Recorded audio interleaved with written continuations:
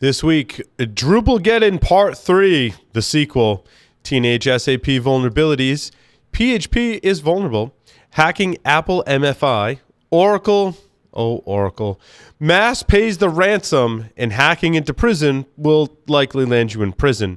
Jason Wood from Paladin Security joins us for expert commentary on staying cool in a crisis. So stay tuned to this episode of Hack Naked News.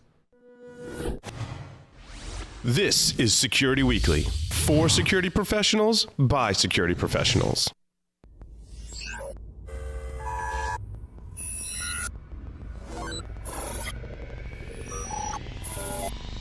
Broadcasting live from G-Unit Studios in Rhode Island, it's the show that brings you the security news each week. And despite popular belief, we do wear pants. It's Hack Naked News.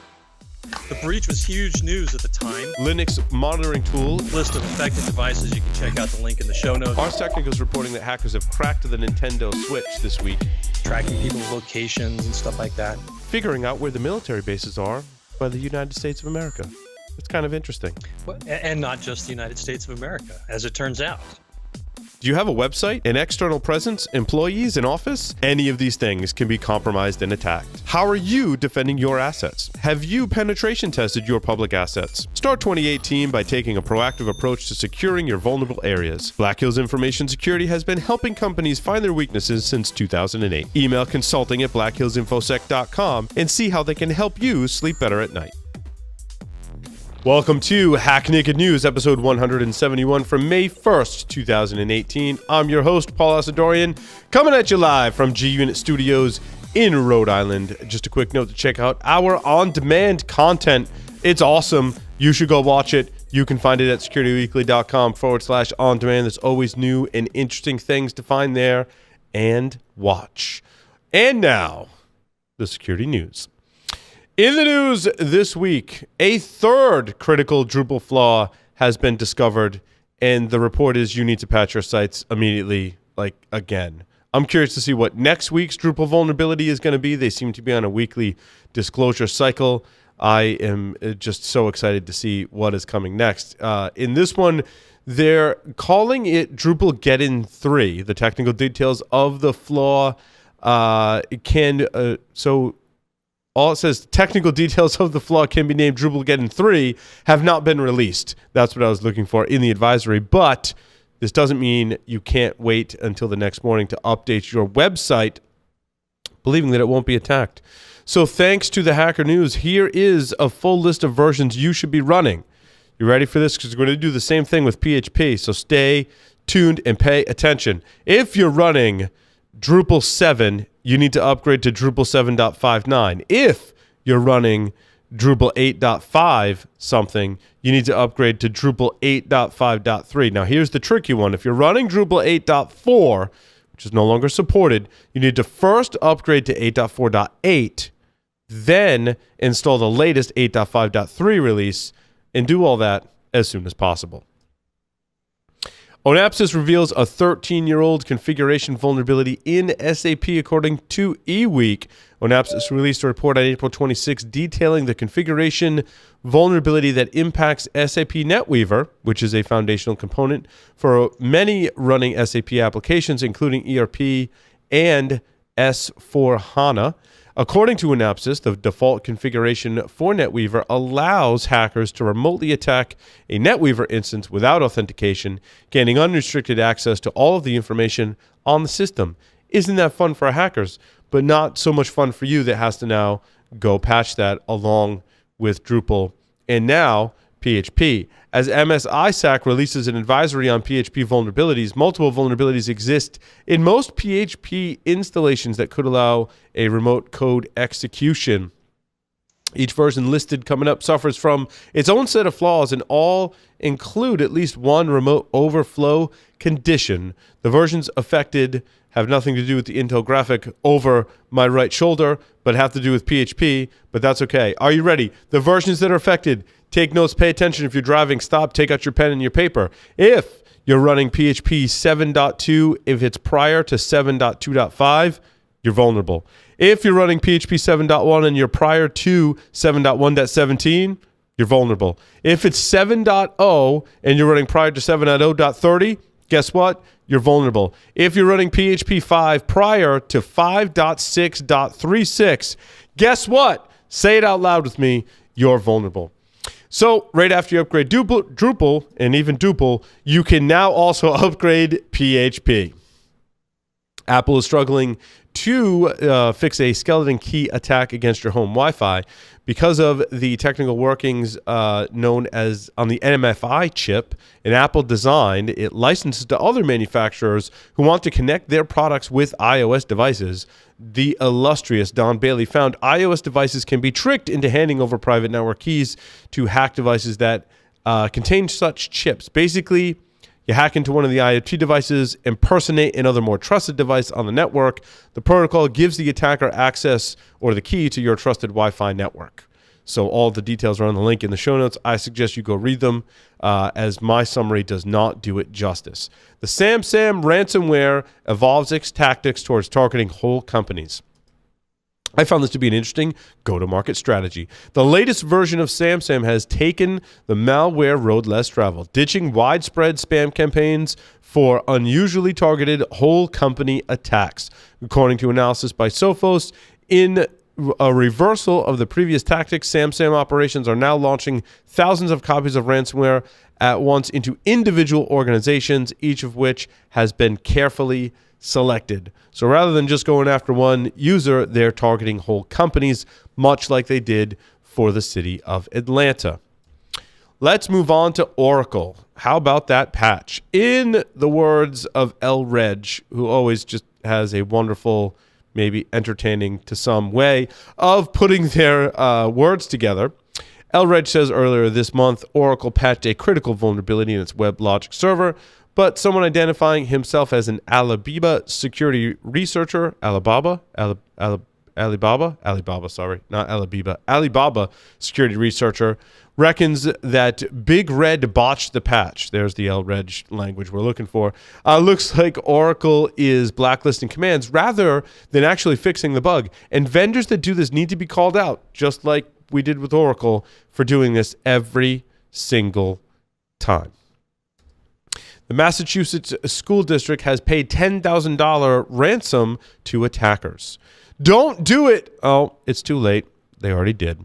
A school district located in Massachusetts paid $10,000 after they infected its computer network with ransomware. Officials of the Leominster Public Schools decided to meet the demand after the district suffered the ransomware attack on April 14th. It's unclear what type of files the malware encrypted. According to CBS Boston, the attack prevented employees from accessing parts of the school's network. It also brought down the district's email system, thereby forcing employees to communicate with personal Gmail accounts. I believe they'll probably also consider moving their email to the cloud in Gmail. Anyway, our last story this week, the hacker who broke into jail has to now stay there. I'm not sure if it's the same prison, but has to stay in prison for 7 years. Hacking a prison, and it's a true story, because hacking a prison will land you in prison. A 27-year-old Michigan man who tried to hack a get-out-of-jail-early card for his friend is now going to be in jail himself for 7 years and 3 months. On Thursday, the U.S. Attorney Matthew Schneider's office announced that besides the jail term and 3 years of supervised release to follow, Conrad's Volts is giving up all his Bitcoins, some of his electronics, including a laptop, an integrated circuit component, and several mobile phones, and going to be spending some quality time in prison. Moral of the story, don't hack into stuff you don't have permission for. With that, we will take a short break, come back with expert commentary from none other than Jason Wood. IT Pro TV, binge-worthy learning for IT teams. Why is it binge-worthy? It's learning presented in an engaging and entertaining talk show format that beats voice-over PowerPoint snooze fests. Watch over 3,300 hours of content in their on-demand library on your desktop, on the go, or in the comfort of your own living room. IT Pro TV is IT training you and your team actually want to watch, which means a better return on your learning investment. Get started with IT Pro TV for teams by visiting itpro.tv/Security Weekly and start a 7-day free trial and get 30% off standard or premium IT Pro TV memberships using the code SECWeekly30. Today's determined attackers easily bypass even the most advanced network defenses. Trying to ramp up staff to detect their backdoors can cost thousands of dollars and take months, even years. With Active Countermeasures AI Hunter, we enable junior analysts to detect even the most advanced backdoors in a matter of hours. Sign up for a demo and purchase our product today by visiting activecountermeasures.com/HNN. Active Countermeasures. Make every analyst a hunter. Welcome back, everyone, to Hack Naked News. Make sure you visit our fine friends at IT Pro TV. I mean, especially if you're looking into Drupal and PHP and patching all that nonsense, you might want to go read up on that stuff, as it's not as straightforward as one might think and requires some skills that you can probably pick up at itpro.tv. Certainly some Linux skills, web application skills are in order and available in IT Pro TV's library, over 3,300 hours of training. Check them out, itpro.tv/Security Weekly. Jason Wood from Paladin Security. How are you today, my friend? I'm doing well. How are you doing, Paul? I'm doing great. Little salty. Little salty? Little salty today. Well, hey, today I thought I'd bring up something that's been on my mind for a few weeks now, which is staying cool in the crisis. You remember, a few weeks back we had Southwest Flight 1380 had their engine go into an uncontained failure, and everybody's been amazed at how calm and professional the pilots were during this accident. Southwest pilots Captain Tammy Jo Schultz and First Officer Darren Elsor are the pilots who are receiving all this attention, and have been, universally pretty much given a lot of praise for their response to the failure of this engine on the flight. And really, they should be. If you've listened to the recording, Paul, did you listen to that recording of the pilot talking to? I have not. No. All right. It's an amazing. If you haven't listened to it, go check it out, because it is kind of amazing to listen how calm Captain Schultz is as she is talking to the tower with one engine that's gone out on this plane. When it did, I mean, that plane tipped to a 41-degree bank and, had all kinds of things starting to happen by surprise. And these pilots responded very well, very professionally to it. They got their plane. Not only were they successful in responding to this calmly, right? They got the plane back on the ground safely, saved pretty much everybody else on the airplane. They did have one loss of life that was unrelated to anything they had any control over, basically because the portion of the engine blew out a window and caused one of the passengers to be partially pulled out of the plane. And I was reading some of the comments on this, and one of the things that stuck out to me was how amazed people were that the pilots were able to pull this off, that they got the plane back down to the ground safely, and that they were as calm as they were. So how did they do that? And as I looked at it, and as I've talked to pilots who I hang out with. They weren't in the seat where the engine went through the window? They were not in that seat, for one. And two, this wasn't the first time that they had to deal with an engine going out on an airplane in the middle of a flight. Now, maybe not a real engine, but they go through a lot of training on this sort of thing. So they were prepared for this. Every 6 months, I don't know if folks are aware of this, but every 6 months, airline pilots are required to spend 2 to 3 days in a flight simulator with an instructor breathing down their neck, tossing emergency after emergency at them to see how they respond to it and how well they do. And you look at it and say, well, it's a simulator. How high pressure can this be? Well, you fail the assessment, you lose your ability to fly and potentially lose your job, right? So this gets pretty dang grueling. Some of the simulations can get just absolutely nuts with what they'll put you through. I watched a video of one, not for a major airline, but he was a commercial pilot doing charter type of stuff, where the simulation basically he's up in the air and all of a sudden he has no control over the elevators, the flaps on the back of the plane that let it, cause it to go up or down, gain and lose altitude. And he lost all of that, and he had to get his plane back to the ground. And was successful at doing it.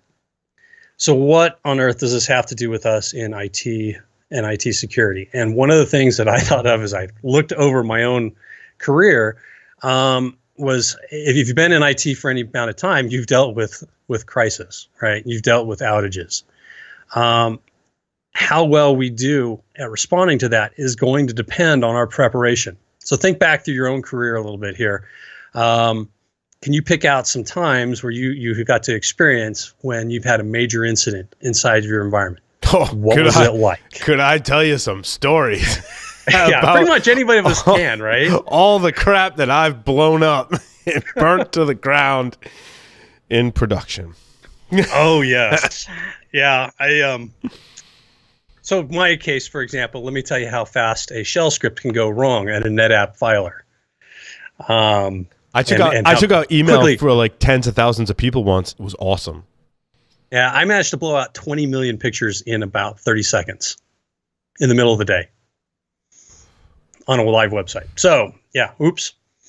Anyhow, but what was it like? Was it total chaos as people are running around and panicking? Yeah, well, everyone else was panicking. Yeah.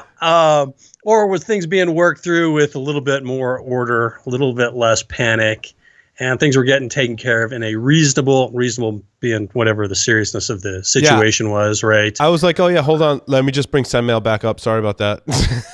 Yeah.